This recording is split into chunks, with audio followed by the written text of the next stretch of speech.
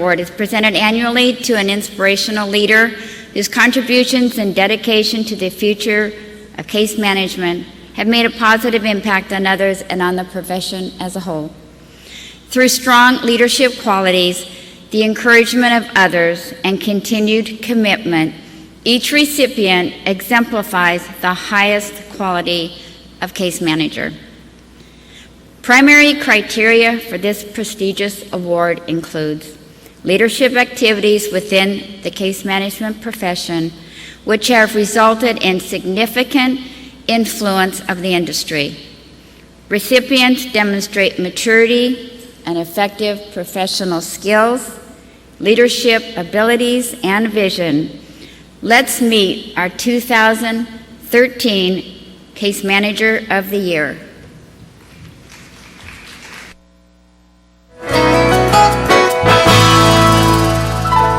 Having been described as someone that meets all challenges, professional and personal, with grace and compassion, this year's Case Manager of the Year Award recipient is a highly engaged leader of the case management community and of the Case Management Society of America. For more than 20 years, she has contributed to the development of key programs. She has shaped the industry by assisting complex patients regain physical and mental health, and has shared her passion for leading change in case management through mentoring. It all began in 1978 when she graduated from Maryville College School of Nursing program. In 2009, she earned her Bachelor of Science degree in nursing from the University of Phoenix. She began her nursing career in the hospital at St. John's Mercy Medical Center, working in medical, surgical, cardiac, and oncology units. In 1993, she entered case management, specializing in oncology, transplant, and trauma patients.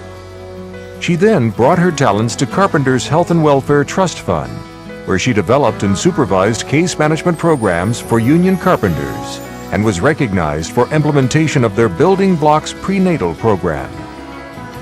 In 2008, the entrepreneurial spirit led her to develop Curative Health Solutions, which she continues to grow and develop today. A member since 1997, her leadership journey began with the St. Louis chapter in 2000. She tirelessly reached out to other chapter leaders for ideas, strategies, and leadership support in an effort to strengthen the chapter's resources, promote careers, enhance education, and offer networking opportunities. In fact, she was touted by a peer as one of the rocks upon which the chapter was built, and in 2003 was honored as the Case Manager of the Year for the Case Management Society of St. Louis. In 2003, she was elected as a representative of the Chapter President's Council. This important role serves as the voice of CMSA's chapters and represents them on CMSA's National Board of Directors. Upon completion of that term, she was elected by the membership to serve 2 3-year terms as a member of the National Board of Directors. At the national level, she is an advocate of CMSA's public policy initiatives through her support of the Case Management Model Act and participation at CMSA public policy activities in Washington, D.C. At the local level, she has actively organized bone marrow drives for the National Bone Marrow Registry, blood drives for the American Red Cross, care packages for active duty military, and support for many organizations serving underprivileged children and women. She is a prolific writer, contributing to publications like CMSA Today, Case in Point, and HC Pro Case Management Journal. Most notably, she co-authored the Integrated Case Management Manual and co-developed the accompanying training program. She continues to provide leadership and training for this critical program. She was also a key contributor to CMSA's CMAG 2012 and the Career and Knowledge Pathways project launching later this year.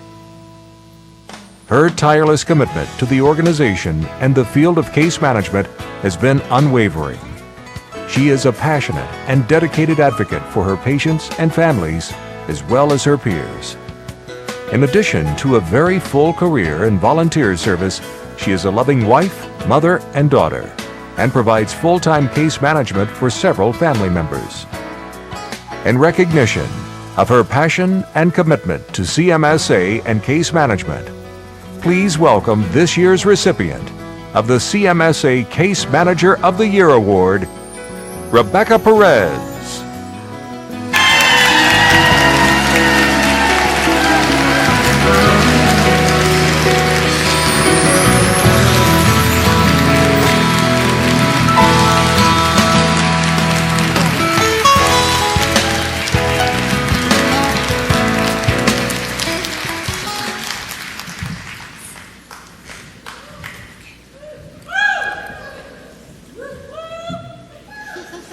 Hi. Oh boy, okay. Thank you so much. This is really humbling, and I'm so appreciative of the honor. I'm also very thrilled to have shared the stage with my dear friend Sheila. And until last night, I really wasn't sure this was going to happen, but I happened to come back from dinner last night, having dinner with my daughter and some friends, and walked into the lobby of the hotel, and there was this party waiting for me, and one of my very dear friends surprised me by coming in from St. Louis just for this. So I am the luckiest girl in the world. I have the most amazing friends, and most of them are sitting right there. I would also like to thank Kathleen Frazier. She's the one who nominated me for this. She went to all the time and trouble for that nomination, and I would also like to thank the people that wrote letters of recommendation that went with that nomination. They are Deborah Gutteridge, Terry Triger, Susan Rogers, Dr. Roger Cathall, and Dr. Virginia Beckworth. Receiving this award is really made even more special because I'm here in New Orleans. This is one of my favorite places in the whole world. Most of my family could not be here, but I'm so pleased that my amazing daughter is here. My best friend since the age of 15 is here. And again, so many of my CMSA friends that are so dear to me, they're awesome, are here. I also hope that my oldest son and my mother are smiling from heaven and enjoying today too. It's always been really, really important to me, and this may sound cliche, but it's the truth. It's always been important to me that I do the best I can for the patients that I serve. I learned over the years that those that were struggling with illnesses face so much more than just illness. They're often dealing with many other factors that influence their ability to be well, and finding ways to remove barriers so that they can have improved health has always, at one time, was a huge source of frustration for me. But in recent years, I've had the opportunity to work on some of the programs that CMSA offers that help us, that can help us better serve these people. And these include the Integrated Case Management Program, the Case Management Adherence Guidelines, and the Career and Knowledge Pathway. Every one of us, we're all here at conference because we want to know how to do better, how to improve our skills, how to find the newest ways to help our patients. We know we will receive the best information right here because CMSA really is the leading authority for case managers and case management. We all share a passion, a drive, and a commitment to caring. Being recognized for one's accomplishments is a wonderful thing, but I really can't take credit for all of this. Anything I've done, any success achieved has been the result of my involvement with CMSA and the people that I've met and the people that I've had the pleasure and honor to work with. I'm especially grateful to those who took the time and made the effort to mentor, guide, and advise. I've watched CMSA grow, thrive, and make a mark on the healthcare industry. And it's due to the dedication of a group of people who have made case management their life's work.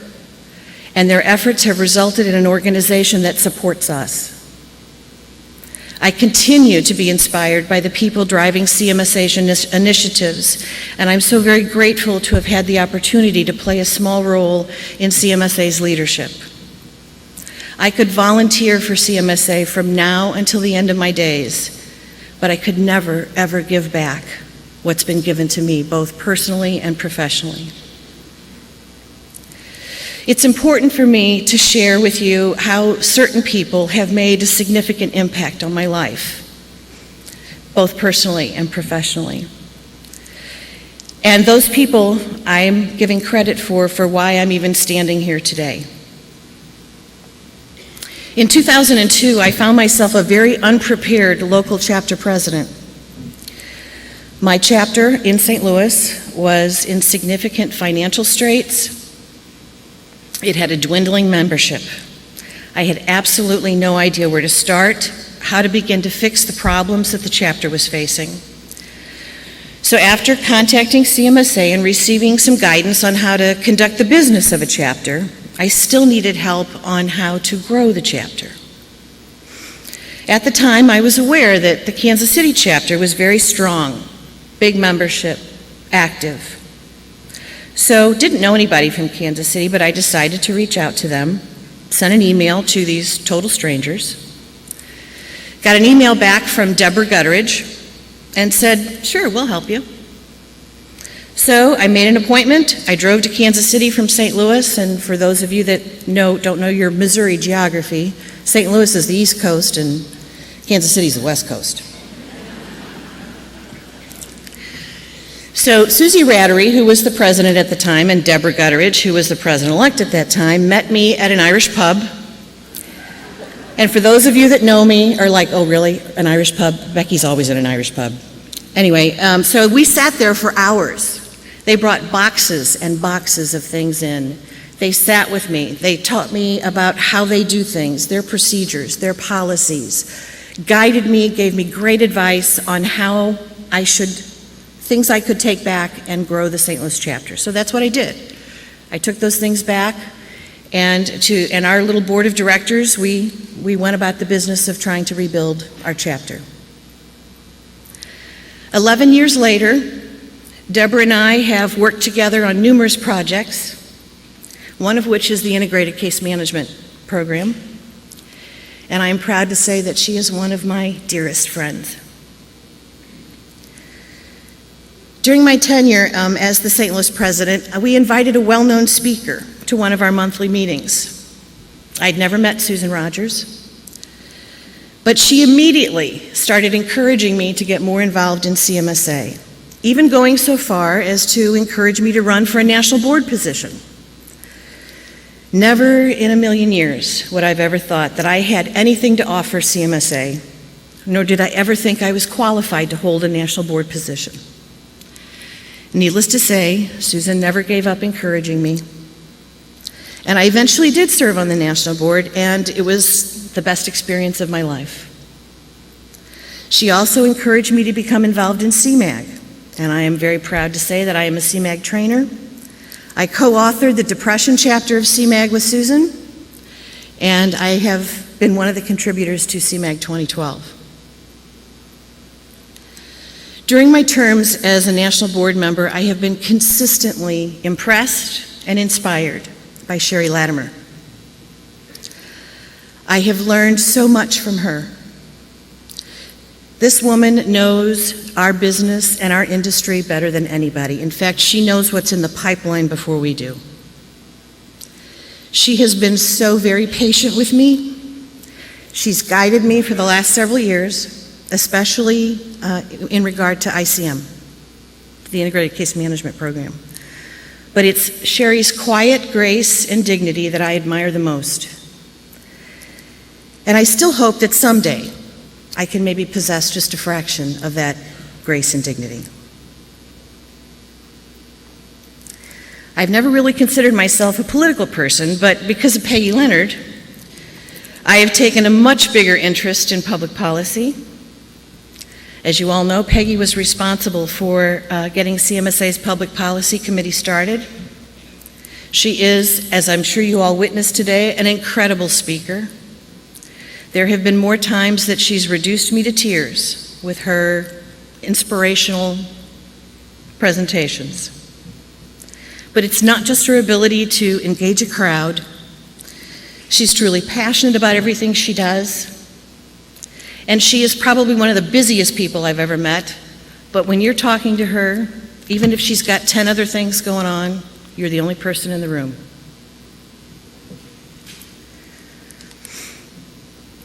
This is just an example of people who have made a significant impact in my life, who have inspired me to be more and to do more. These are individuals with a commitment to mentorship. Without their encouragement, I would have never, ever had the confidence to speak publicly, to write an article, or to contribute to the projects for which I've been involved. Being involved in CMSA, volunteering my time and the few talents that I have strengthened my commitment to try to make a difference. And my commitment to caring has only grown. If you believe you have something to offer, please mentor a new case manager or to someone who needs your encouragement. If you're someone who is looking to be more, to do more, find a mentor. And I guarantee you'll find one here. I'd like to close today with the words of another person I admire, but unfortunately I've never had the opportunity to meet. I've never met Dr. Jean Watson, but her philosophy has sustained me and helped me keep my commitment to caring. I only hope that you will find some inspiration from her words as well. I really believe that we are the answer to a broken health system that has resulted in poor care coordination and transition. We are the glue that holds everything together for our patients. The words I'm going to share with you are from Dr. Watson's Nursing, the Philosophy and Science of Caring, so I've taken the liberty of inserting case management for nursing. Just take a deep breath and appreciate yourself, your life, in all its fullness or emptiness. Whatever you are feeling just now, pondering briefly what is emerging for you in relation to your personal calling into case management and your continuing reason and purpose for remaining. I invite you to briefly dwell in silence, open your heart as well as your mind. Offer a sense of gratitude to your life and all that has brought you to this point in time. Thank you.